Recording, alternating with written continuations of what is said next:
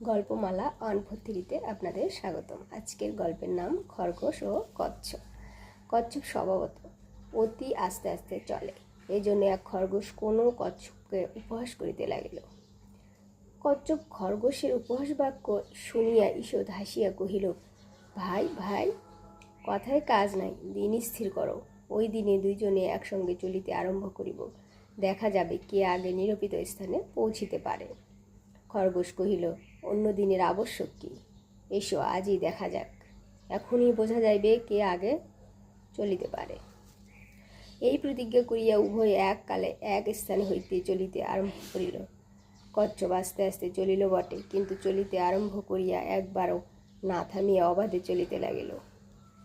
খরগোশ অতি দ্রুত চলিতে পারিত, এজন্য মনে করিল কচ্ছপ যতই চলুক না কেন আমি আগে পৌঁছিতে পারিব।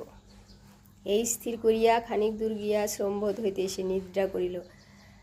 নিদ্রা ভঙ্গের পর নির্দিষ্ট স্থানে গিয়া দেখিল কচ্ছপ তাহার অনেক পূর্বে পৌঁছিয়ে গিয়েছে। উপদেশ: কাজে মন্থর হইলেও যে লাগিয়ে থাকে পরে তাহারই জয় হয়।